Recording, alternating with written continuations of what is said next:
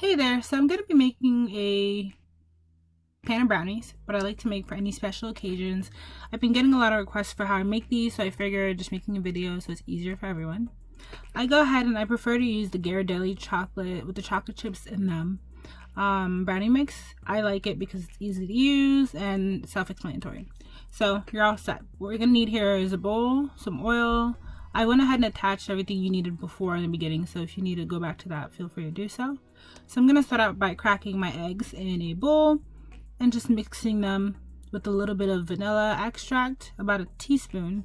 Kind of eyeball it, so it's nothing too specific. If you want to use like some cinnamon, feel free to do that too. You'll probably see me adding that later if you'd like. But sometimes I use it, sometimes I don't. But just go ahead and give that a good mix.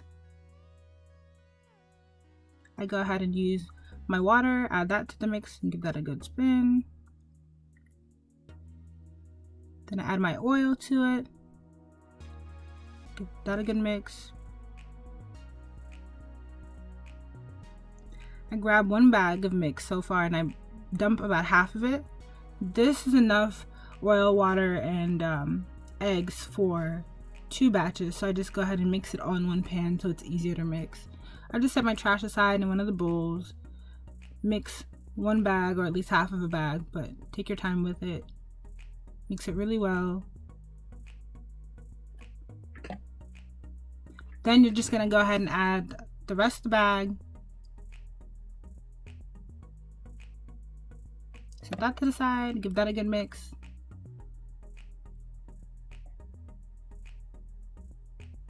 Make sure that when you're mixing, you're taking whatever is the powder that's on the side of the bowl so you don't have big clumps in it later. Typically brownie mix, I don't like to over mix, but since it's only one bag right now, I go ahead and mix that thoroughly. Then the second bag, I kind of fold it in.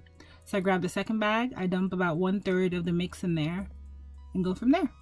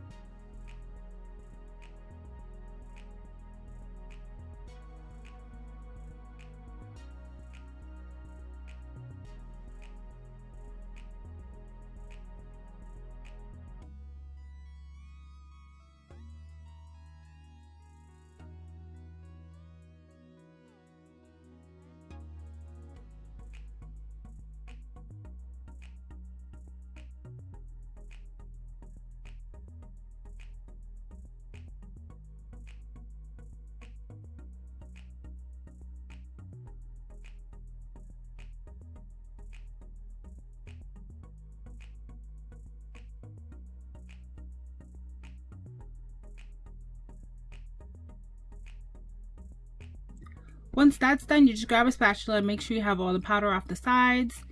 And you just kind of fold it into the rest of the mix if you forgot to get the rest of it. Since there are chocolate chips in this, make sure that you're scraping the chocolate chips off of the bottom.